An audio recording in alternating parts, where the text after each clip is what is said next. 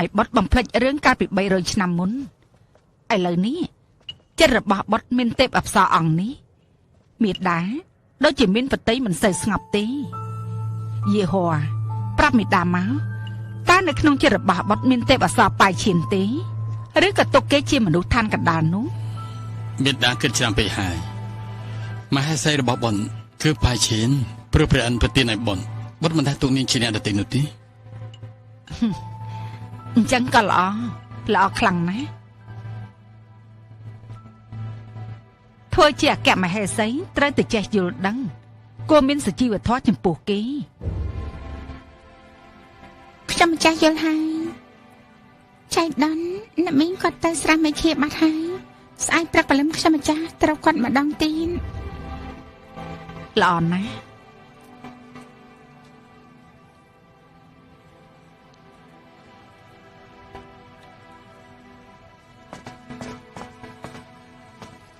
ព្រះនាង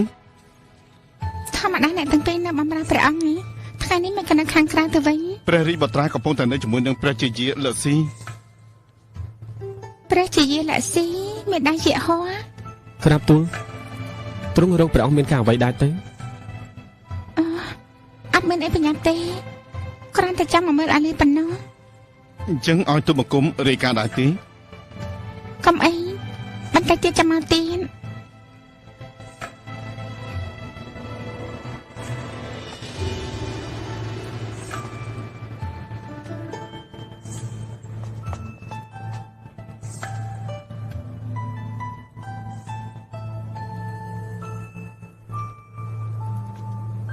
មេដាក៏អញ្ចឹងដែរជួយចាត់ចំអន់បត់ឯងរៀបការជាង300ឆ្នាំហើយពោះរបស់ឯងនៅដដែលយើងចេះតែសួរឯងទៅមេដារឿងនេះមិនសម្រេចលើខ្ញុំម្ចាស់ទេ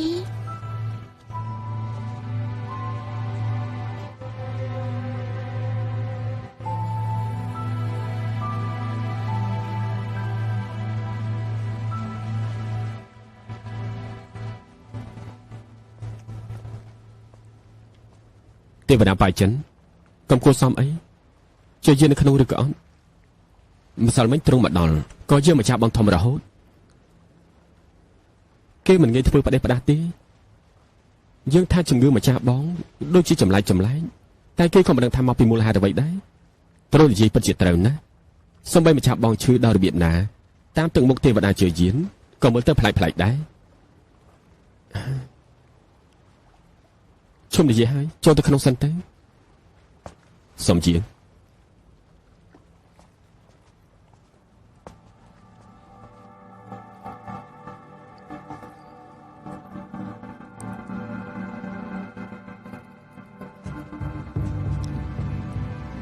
ទេវតាតាំងពីម្សិលមិញលោកមិនទាន់បានសម្រាកទេចង់ឲ្យខ្ញុំចាត់ចែងបន្ទប់សម្រាកដែរទេ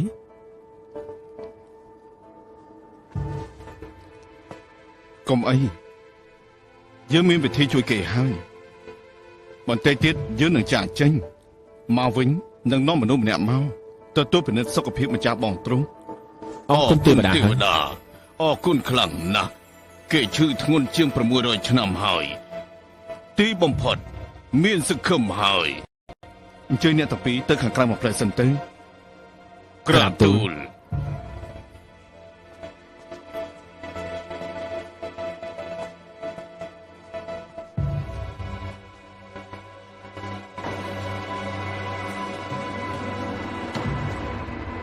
ម្សិលមិញពេលដែលចាក់ចេញទៅយើងមើលតាមកាយវិការរបស់លោកយល់ថាដូចជាចម្លែកពេលនេះឲ្យពួកគេទៅក្រៅមានរឿងអីសំខាន់ត្រូវនិយាយតាមមែនទេ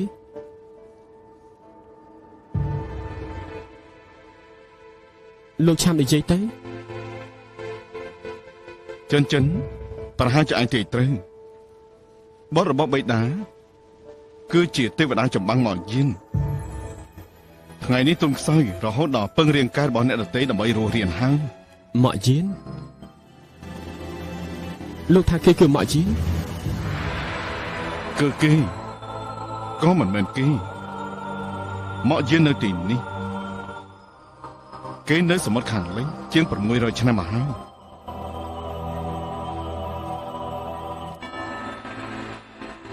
លោកគួរតែដឹង ខុនលុនត្រូវបោះបង់ជាង70000ឆ្នាំសិស្សទាំង16តាមរកដំណឹងរបស់លោកនៅសមុទ្រទាំង4គ្រប់ទីកន្លែងហើយសិស្សទី17ព្រោះតែល្បីការពាររាងកាយរបស់លោករាល់ថ្ងៃពោលជាឈាមស្រស់មួយចានចិញ្ចឹមលោកពេញ70000ឆ្នាំមកជាងទីបំផុតលោកមកវិញហើយ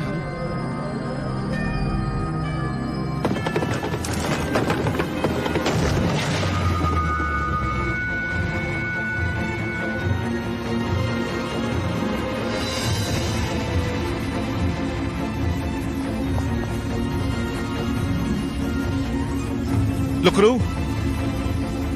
គឺលោកគ្រូមិនណាស់ទេ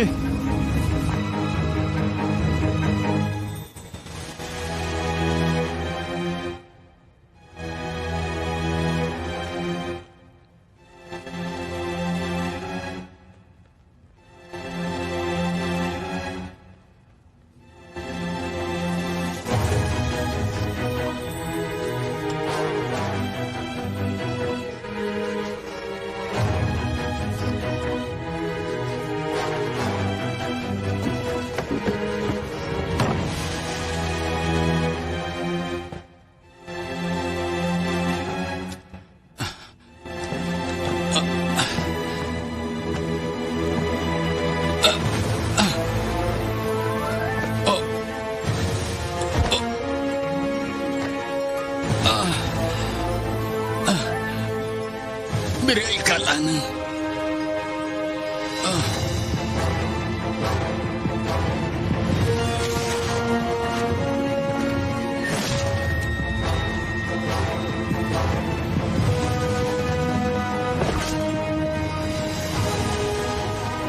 បងទី9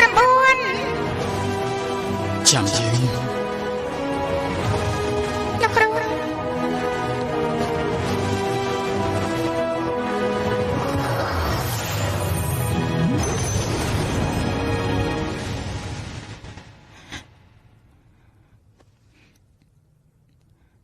លោកគ្រូជាងខាន់ជាសពបែបនេះយូរហើយតែជាងកាត់អី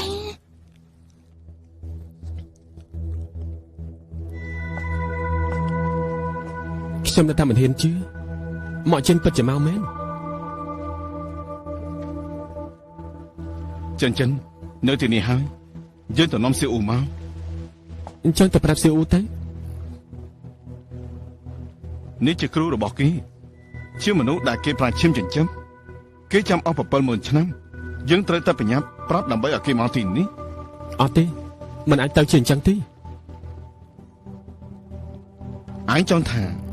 យេហោមិនហើយគឺខ្លាចយេហោគេគិតច្រើន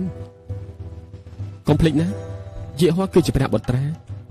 បាទដឹងថាស្ដីទីជាយាយរបស់គេធ្វើដាក់បងប្រុសគេបែបនេះទោះជាមនុស្សនេះជាគ្រូរបស់គេក៏ដោយក៏មិនត្រូវដែរតែយេហោដឹងថាមកយាននៅរស់សង្គ្រាមវិមានពណ៌ស្វាយគឺគេជាអ្នកជួយសង្គ្រោះមកយានហើយនឹងសៀវអ៊ូភ្លេចហើយមែនទេវាមិនដូចគ្នាទេទោះបីជាជួបរឿងកាយមកយានគេក៏ដឹងថាមកយានគឺរលាយព្រលឹងអស់ទៅហើយតែឥឡូវនេះព្រលឹងរបស់មកយាននៅទីនេះគង់តែមានថ្ងៃណាមួយគេប្រកាសជាទៅខុនលុនហើយឡើងឋានលើជាមិនខានអត់ដូចគ្នាទេពេលនេះមកយាននិយាយចំពោះគេគឺជាមនុស្សម្នាក់ដែលមានជីវិតពិតប្រាកដឯនិយាយក៏ត្រូវដែរបើយើងចង់ឲ្យសៀវអ៊ូដឹងរឿងនេះដៃខាតត្រូវតែជួបព្រះបុត្រាអង្គនេះសិន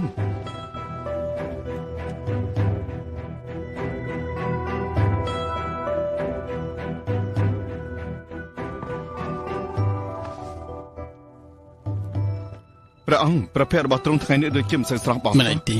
តែមានអីទេទេវតាជឿយានមកដល់ហើយជឿយាន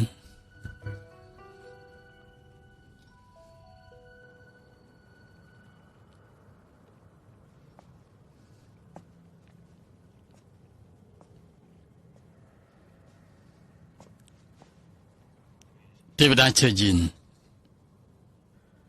ព្រះរាជបុត្រាមិនដឹងថាលោកមកមានរឿងអ្វីនោះទេ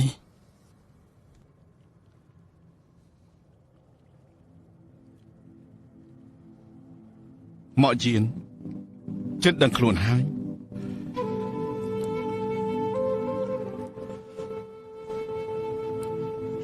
ពិតមែនទេ ឬក៏ព្រះបត្រាអត់មានអ្វីត្រូវនិយាយទេ អត់មាននោះទេ គ្រាន់តែមិនដឹងថាគេភ្ញាក់នៅពេលណា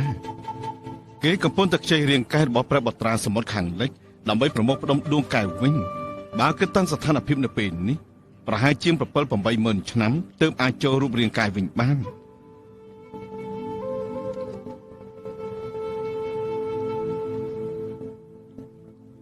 ម្សិលមិញពេលដែលទៅមើលដួងកាយមកយៀនស្រាប់តែនឹកដល់ពេលដែលសៀវអ៊ូទៅសំពះលោកគ្រូ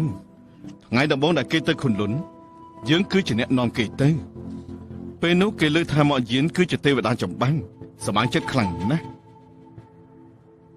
នៅស្មានថាមកយៀនគេពិតជាទេវតាដែលមានក្បាល3ដៃ6លេបយកសមុទ្របានមិននឹកស្មានថាក្រៅសំពះគ្រូគេបាជាមិនស្មានថាមកយៀនមានរូបរាងសង្ហាចឹងសោះ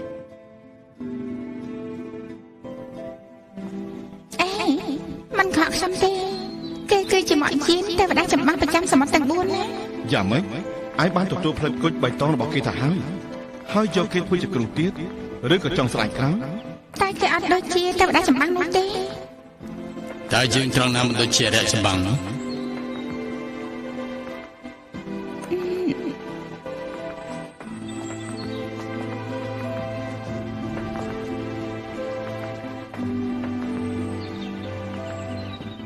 លោកគ្រូមានរូបរាងសង្ហា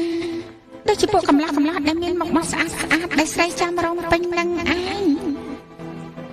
ហើយលើកដាវសៀនយានមិននឹងកើតតែ អញថាលោកគ្រូដូចជាយើងជាកំឡោះមុខសមែនទេ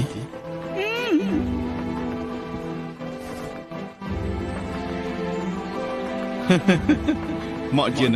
នសិស្សដែលយើងរកឲ្យលើកនេះពេញចិត្តស្ដុកតែម្ដងហើយណូ ថ្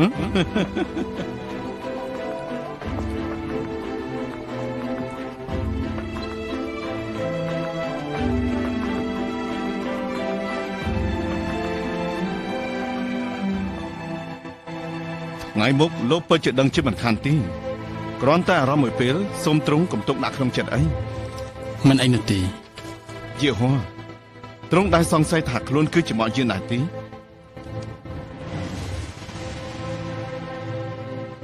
យើងពិតជាចំណាំខុសមែនរហូតដល់ជុំម្សិលមិញក៏នៅតែវង្វេងវង្វាន់ យើងទៅរកស៊ីអូវិញ សូមឈប់បន្តិចសិនទេអាចនឹងមានវិធីអ្វីធ្វើឲ្យមកយានឆាប់ដឹងខ្លួនដែរទេ ទ្រង់ពិតជាចង់ឲ្យមកយាននេះដឹងខ្លួនឆាប់ពិតមែន ក្តីរំលឹក 70000 ឆ្នាំរបស់ឈិនឈៀនបើមកយានដឹងខ្លួនមុនមួយថ្ងៃនោះឈិនឈៀនក៏មិនចាំបាច់ដល់ថ្ងៃនេះ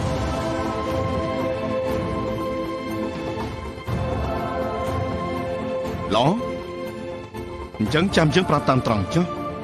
បើសិនជាចង់ឲ្យមកយាននេះឆាប់ដឹងខ្លួនមែននោះដំបូងត្រូវការចង្កៀងបន្តព្រលឹង ចង្កៀងតព្រលឹង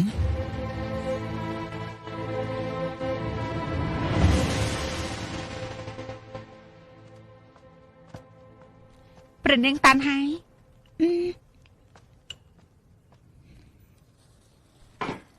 លោកប្រភពសិនទេខ្ញុំម្ចាស់ទៅត្រៀមអាហារថ្វាយ មិនអាចទេយើងចង់តែដំណាក់ជីឆឹងកំដៅអាលីហូបអាហារគេពិតជាសប្បាយចិត្ត មែនហើយត្រង់ចូលចិត្តព្រះនាងណាពិតជាសប្បាយចិត្តខ្ញុំម្ចាស់ជូនដំណើរ បានហើយយើងទៅស្រាមេឃាវិញ មិនក៏ត្រង់មិនទៅដំណាក់ព្រះបត្រា ទីជិនថាយើងមិនមែនជាព្រះមេដាបង្កើនបើមានអ្វីថ្នាំងថ្នាក់ពិតជាមានគេនិយាយដើមកិច្ចមកខ្លះល្អជាង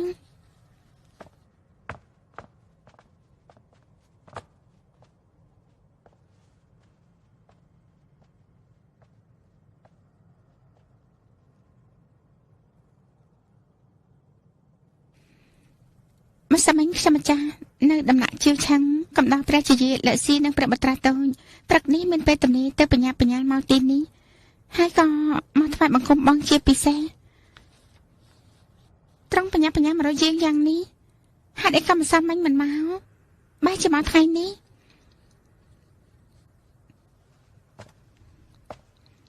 នៅឋានលើមិនដូចជាកន្លែងដតីបើជាការថ្វាយបង្គំចាំបាច់ត្រូវរៀបចំកាយវិការឲ្យសមរម្យទៅបង្ហាញពីភាពស្មោះត្រង់ដែលចង់គោរពបានយើងគួរគោរពតាមច្បាប់ឋានលើម្ចាស់បងមកសំណាក់ទីនេះខ្ញុំម្ចាស់ជាប្អូនគួរតែមកគោរពប៉ុន្តែរឿងធំបែបនេះព្រះអង្គមិនដែលរំលឹកប្រាប់ខ្ញុំម្ចាស់នោះទេពេលដែលជួបត្រង់ពេលម្សិលមិញក៏ចំណាំម្ចាស់បងមិនបានទៀតតែមានការថ្នាំងថ្នាក់ធ្វើឲ្យម្ចាស់បងអន់បតីតែធ្វើឲ្យម្ចាស់ប្អូនមកយឺនដើម្បីទុកជាការសំទោសយើងក៏ទៅតាមដល់មិនសូវស្គាល់ច្បាប់ទម្លាប់ឋានលើស្ដាប់ត្រង់មានសវណ្ណនៃបែបហ្នឹងក៏ចាប់អារម្មណ៍ណាស់ដែរអញ្ចឹងត្រង់ធ្វើតាមទម្លាប់គ្រប់យ៉ាងទៅមិញនេះខ្ញុំម្ចាស់គោរពរួចហើយរួចហើយអើហ៎តាំងធ្វើនេះដូចជាវាយស្មាពេកហើយទៅដឹង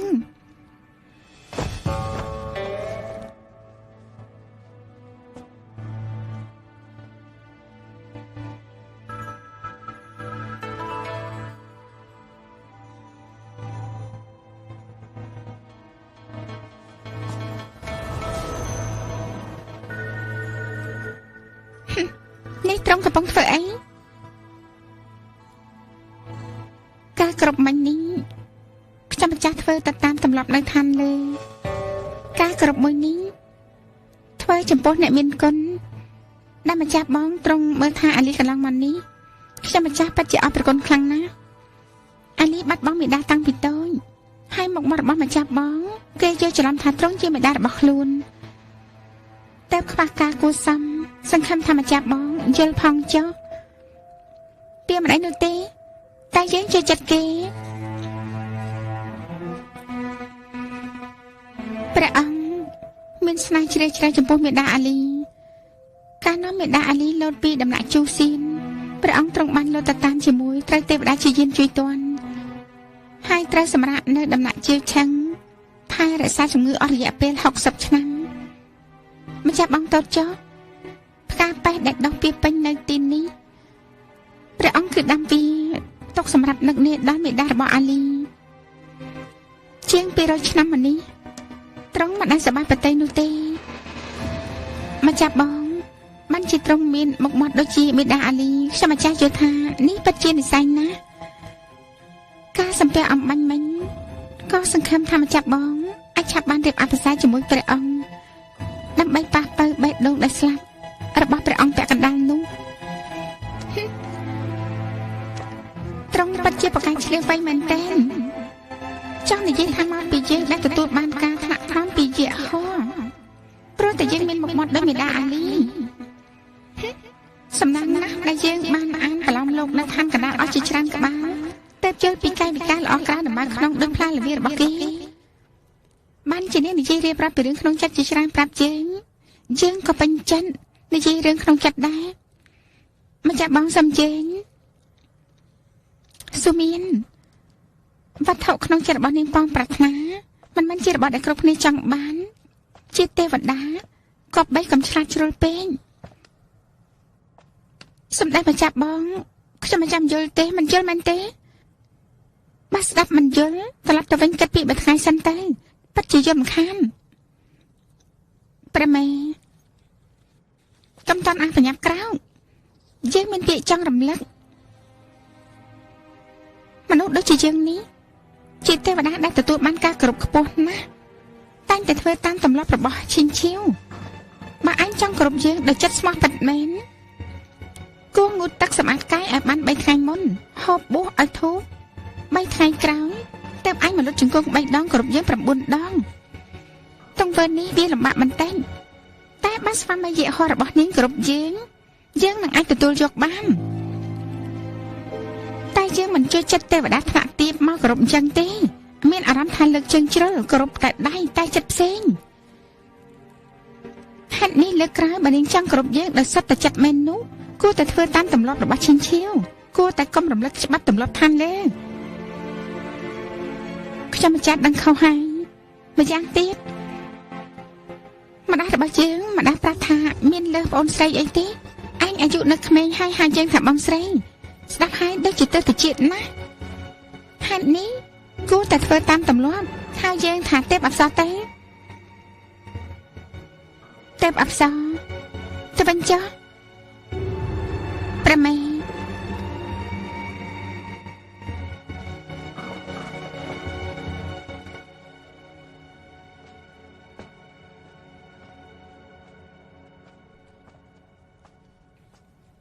มันស្មានថាយេហោះនៅក្នុងសភាពអញ្ចឹងសោះ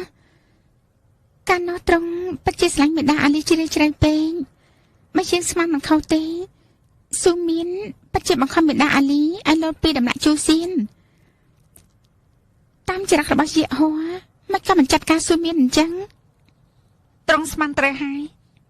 មិនបានចាត់ការទេអញថាម៉េចកាលនោះពេលដែលព្រះអង្គដឹងប្រកាយត្រង់ដូចជាមនុស្សបាត់បង់សតិមិនចង់មានជីវិតរស់នៅមួយថ្ងៃខំខ្លួននៅក្នុងដំណាក់ហើយមិនខ្វល់ពីព្រះបុត្រាតែមិនដល់2ខែព្រះអង្គក៏បានចេញបញ្ជាឲ្យព្រះជាយេស៊ូវមានចូលក្នុងដំណាក់ស៊ីអូថ្ងៃនោះព្រះអង្គក៏ចាក់ទ្រង់មួយកំបិតចាំកណ្ដាលដាំទ្រូងហើយព្រះអង្គក៏មកដល់ជួយសង្គ្រោះទ្រង់ទាន់ក្រោយមកបានព្រះអិនធ្វើជាខ្នងចូលដំណាក់ស៊ីអ៊ូដោយជោគជ័យព្រះអង្គក៏បានទុកទ្រង់ជាវត្ថុដែលផ្ទុកកែវភ្នែករបស់ម្ចាស់ខ្ញុំម្ចាស់តែប៉ុណ្ណោះកែវភ្នែកទេកែវភ្នែកមកគូនោះគឺទ្រង់បានលួចពីម្ចាស់របស់ខ្ញុំម្ចាស់មកទេ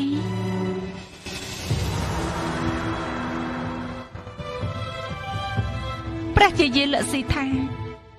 ព្រះអង្គស្មានថាអាចលាក់នឹងប្រទេសរបស់ទ្រង់ជួនឲ្យអ្នកនៅឋានលើទាំងអស់គិតថាទ្រង់លែងខ្វល់ខ្វាយពីម្ចាស់ខ្ញុំម្ចាស់ហើយទើបអាចការពារម្ចាស់ខ្ញុំម្ចាស់បានតែប្រទេសរបស់ទ្រង់បានលាក់បាំងនឹងទេវតាគ្រប់អង្គធ្វើឲ្យម្ចាស់ខ្ញុំម្ចាស់ទៅដល់សាបសូន្យហើយគិតថាព្រះអង្គបោះបង់ចោលគាត់តែមិនអាចលាក់នឹងព្រះអិនបានទេទីបំផុតនៅតែផ្ដាច់ជីវិតរបស់ម្ចាស់ខ្ញុំម្ចាស់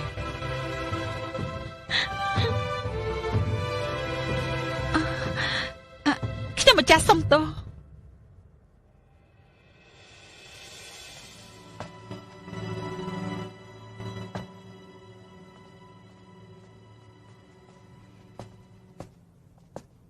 ជាយានមិននេះព្រះជាយាននោះមើលឃើញលោកអស់តែសម្ដែងកាយវិការគួរសមខាងឃើញឯនេះលែងមានចរិតក្មេងយូរមកហើយថ្ងៃនេះយើងលើនៅខាងក្រៅស្ដាប់ហើយភ្លឺភ្នែកមែនទែន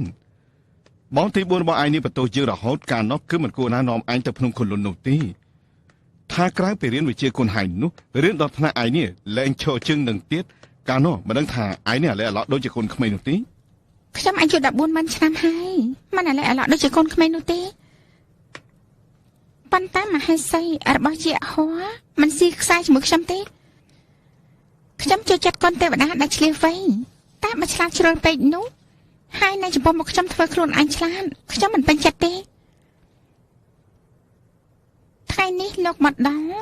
មិនមែនលួចស្ដាប់ខ្ញុំនិយាយតែប៉ុណ្្នឹងទេ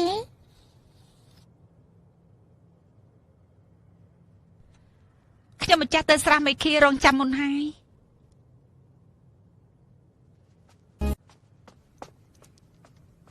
ជាយាន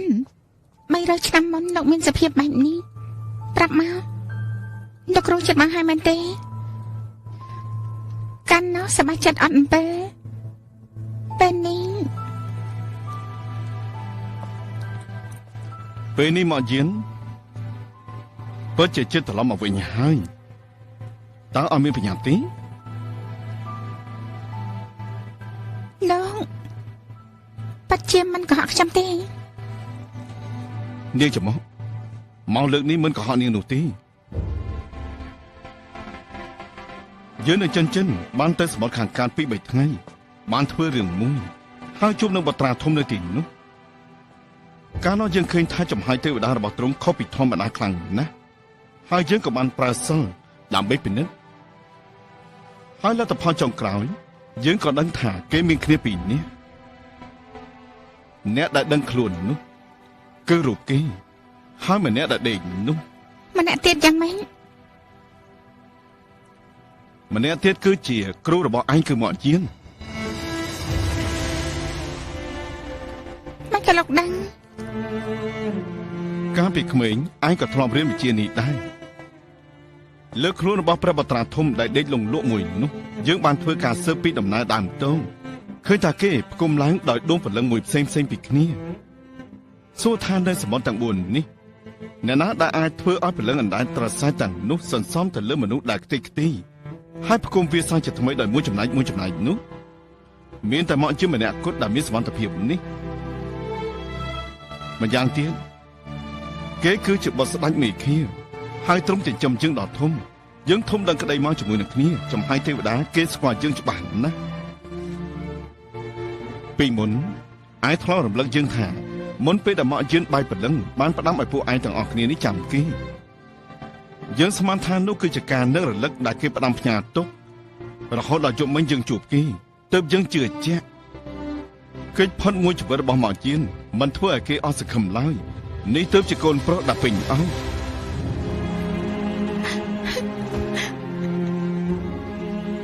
លោកគ្រូ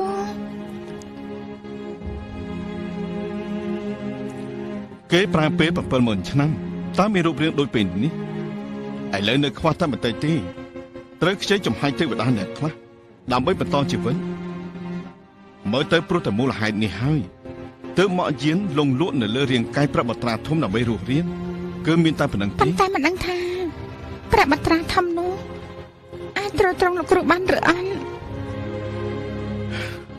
រាងកាយរបស់ព្រះបត្រាធំគ្រាន់តែសាមញ្ញចំហាយទេវតារបស់គេក្រៅពីចិញ្ចឹមរាងកាយ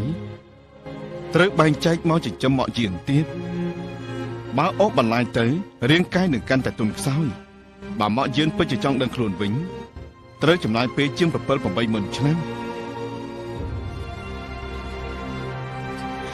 ហេតុអីលោកគ្រូរើសយកព្រះបត្រាធំនោះអញ្ចឹង ដែលមកយានជ្រើសរើសបែបនេះពិតជាមានហេតុផលជាមិនខានយើងចាំថាពេលដែលព្រះបត្រាធំនៅក្មេងគឺធ្លាប់ជាព្រះគុណមកយានម្ដងលើកនេះដល់ពេលដែលគេសងគុណវិញហើយម្យ៉ាងទៀតព្រះបត្រាទី2គឺជាសិស្សច្បងធំរបស់ឯងទុកថាបងប្រុសសងគុណជំនួសប្អូនទៅចុះ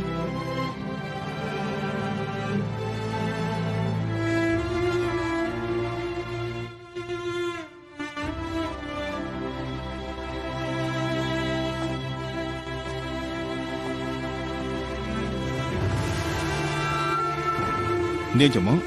មិនក៏យំហើយ រឿងមួយនេះខ្ញុំរងចាំអស់70000 ឆ្នាំខ្ញុំខ្លាចខ្លាំងណាស់ខ្លាចរងចាំដល់ឥតន័យ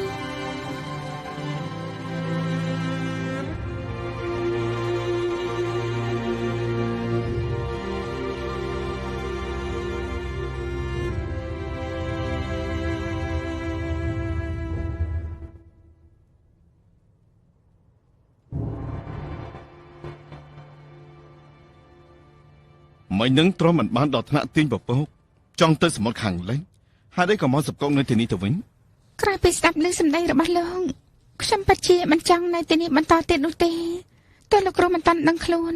ខ្ញុំក៏ចង់ទៅមើលគាត់ដែរ ខ្លាចពេលដែលនាងទៅពិបាករលេះដល់ស្រាយជាមួយនឹងអនាគតស្វាមីហ៎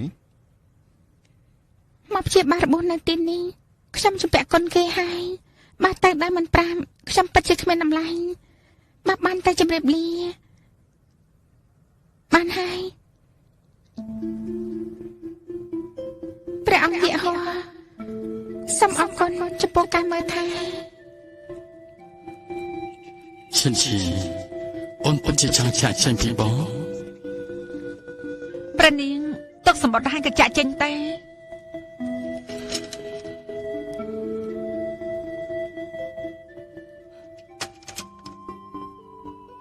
គេមានផ្ដាំអ្វីទៀតទេ មួយម៉ាត់ក៏គ្មានដែរបើតែគួរតែនៅផ្ទះមានរឿងប្រញាប់មិនខានទេកែភ្នែកក្រហមច្រើនមិនតាន់បានមើលព្រះបត្រាក៏ទៅបាត់ទេ ទៅចុះ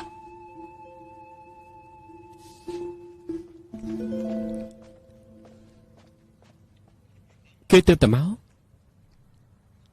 មិនក៏ប្រញាប់ឲ្យគេទៅម្លេះ មានរឿងខ្លះ គឺត្រូវទៅវិញដល់ស្រែ អូគ្មានបញ្ហាទេពេលវេលាយើងផឹកតែនៅទីនេះរងចាំឯងជួយចាត់ការរឿងឲ្យយើង ជារឿងអ្វីទៅទើបធ្វើឲ្យម្ចាស់ពួកទី3ប្រញាប់យ៉ាងនេះ គឺបងស្រីចដូនមួយឯងពេលនេះគេកំពុងតែអុកលងនៅព្រះដំណាក់របស់ព្រះបិតាយំផងអង្វរផងគឺចង់ទៅឋានកដាលរងទុកជាមួយនឹងតុងហោអាចចាត់ការគេបានគឺមានតែព្រះបុត្រាយហោតែប៉ុណ្ណោះ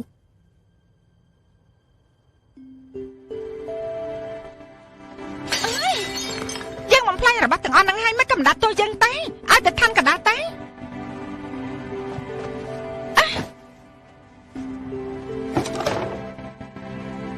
លើឋាននេះជាវត្ថុមានតម្លៃយើងនឹងកំទេចចាលើកនេះគឺពិតជាអាចដាក់ទោសយើងបានហើយ ប៉នាងកុំធ្វើអញ្ចឹងអីបើកំតិចទៀតមានរឿងធំខានទេប៉នាង ឲ្យកំតិចទៅ ព្រះរាជបុត្រាទី3បងជាដូនមួយ ឯងពិតជាចង់ជួបព្រះអង្គតុងហោ ខ្ញុំម្ចាស់ខានជួបត្រង់មួយខែហើយចង់ជួបគេចង់កំដរគេទទួលគ្រោះហេតុអីក៏ហង្ស9នៅលើដើមឈើនោះមកកំដរត្រង់បានហើយខ្ញុំម្ចាស់មិនបានខ្ញុំម្ចាស់ក៏ជាព្រះនាងមួយអង្គដែរហើយជាម្ចាស់ព្រះអង្គរបស់ព្រះអង្គយេហូវ៉ាទៀត ឯងគិតពីអ្វីហើយក៏ចង់ទៅជួបគេ មែនមិនកាត់អ្វីទាំងអ អញ្ចឹង ស់ កំតិចទៅយើងនៅដាក់តួឯងចុះឋានកណ្ដាល20ឆ្នាំ ប៉ាត់មែនទេ ពិតមែន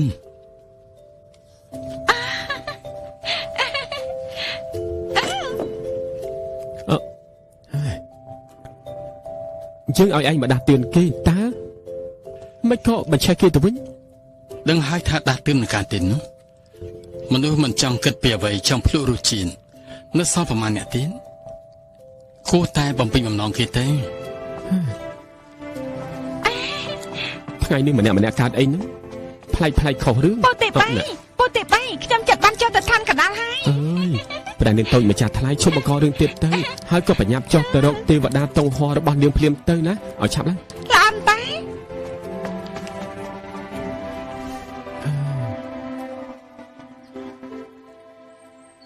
ព្រះនាងតូចមិនអាចរងចាំទេកន្លងផុតទៅ2ឆ្នាំព្រះអង្គទុកព្រះនាងដូចជាវត្ថុទាបយ៉ាងចឹងហើយបានផ្ញើបេះដូងទៅលើខ្លួនទ្រង់ពីមួយថ្ងៃនេះទ្រង់ត្រូវរកមធ្យោបាយធ្វើឲ្យព្រះអង្គឈឺព្រះទ័យឲ្យទ្រង់ឆ្លងកាត់នូវគ្រោះស្នេហាដ៏ជោគជ័យផងទើបឆាប់បានឲ្យទ្រង់ឡើងទៅឋានលើវិញ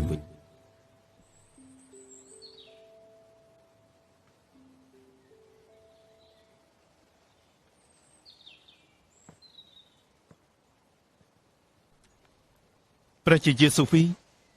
ព្រះបុត្រា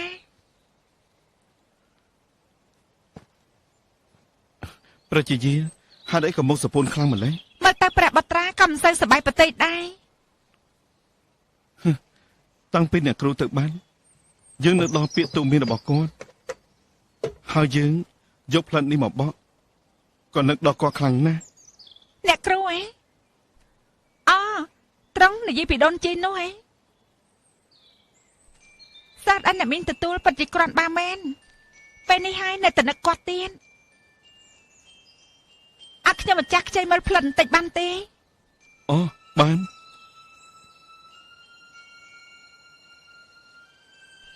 ត្រង់ដឹងពីឈ្មោះរបស់ផ្លិតនេះហើយមែនទេ មុនអ្នកគ្រូចាចេញបន្សល់ទុកផ្លិតនេះមិនបាននិយាយអ្វីនោះទេ ពេលដែលអ្នកគ្រូរបស់ត្រង់នៅក្នុងរាជវាំង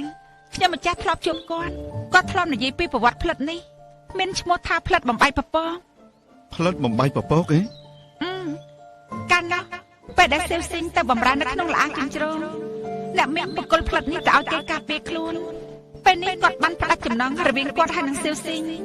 ហើយទុកផ្លិតនេះឲ្យគាត់បង្ការរបស់សេវស៊ីងទៅវិញមើលទៅអ្នកមានលើកលែងទុកឲ្យគេហើយប៉ាត់ជាមាត់រឹងចិត្តទុនមែនផ្លិតនេះជាវត្ថុតាមសូមព្រះបុត្រារក្សាទុកឲ្យបានល្អណាស់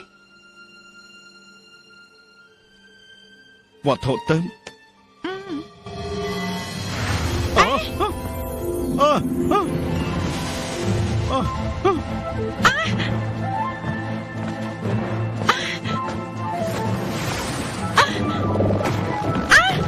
ព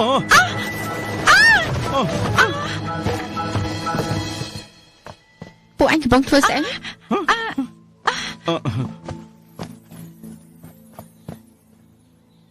យើងផ្លិតរបស់យើងផ្លិតរបស់យើងអញមិញត្រង់កាន់ផ្លិតមិនជាប់កាន់ផ្លិតមិនជាប់ផ្លិតមួយធំប៉ុណ្ណាទៅអញកាន់មិនជាប់ទេ你怎么会扑到他身上？ផ្លិតនេះគឺជាផ្លិតរបស់ទេវតាពេលដែលបក់ទៅបក់មកវាស្រាប់តែមានរូបរាងធំយើងក៏ភ័យហើយក៏បោះវាចោលតែម្ដងទៅប្រមេព្រះបត្រាភ័យពេក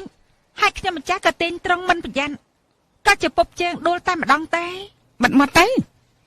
យាមពួកគេឲ្យជាប់យើងទទួលព្រះអង្គ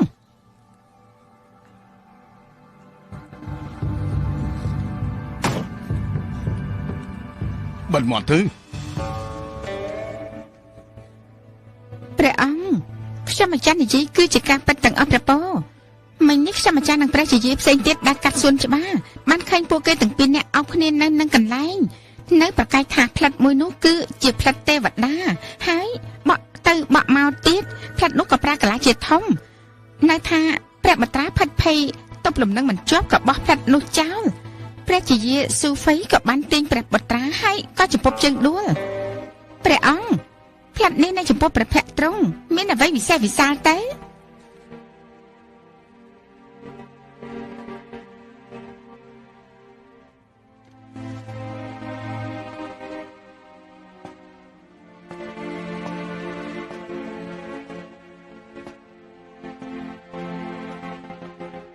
យើង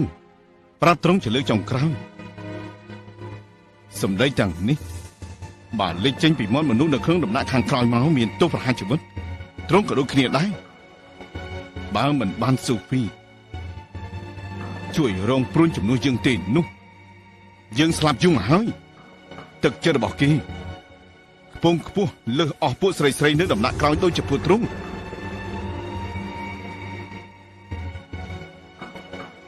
ពេលនេះសូហ្វីឃុំនៅណាទៅ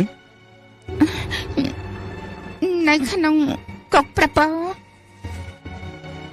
ដេកផ្ដាស់មែន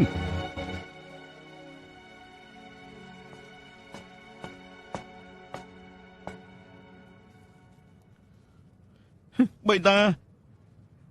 ត្រូវតែជើបត់គ្មានកំហុសនោះទេបៃតាបត់ត្រូវគេមកបកាយព្រះបៃតាឲ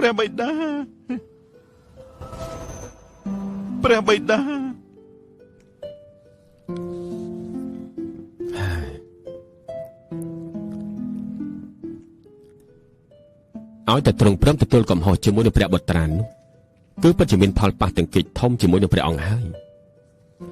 ម្នាក់ជាព្រះបុត្រាតែមួយអង្គដែលជឿជាក់រាប់សិបឆ្នាំទៅហើយម្នាក់ទៀតគឺជាជាយាដែលទ្រង់ស្រឡាញ់បំផុតស្នៀតនេះគឺពិតជាអស្ចារ្យខ្លាំងណាស់តាមគម្រោងរបស់លោកអ្នកមីងមកដូចជាអត់ន័យព្រះជាយានៅតែលួចតាក់ទងជាមួយនឹងព្រះបុត្រាយិនចឹងធ្វើឲ្យពួកគេឆ្លោះគ្នាទោះជាយ៉ាងណាក៏ដោយក៏មិនអាចឈ្នះព្រំលិខិតបានដែរកុំតាន់ខ្វល់ពីជាយានអីជួយបដិចំណងគ្រោះរបស់ព្រះអង្គសិនទៅថ្វាយបង្គំព្រះអង្គ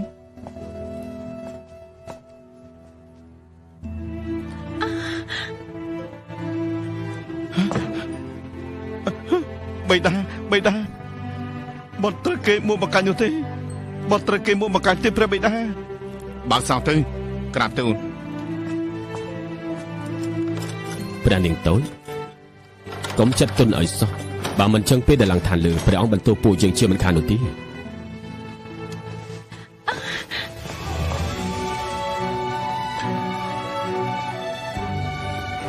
ជឿយើងនាំនាងទៅវិញខ្ញុំម្ចាស់និយាយថាទ្រង់មានស្នេហាជាមួយនឹងជាអញ្ចឹងនិយាយទៅ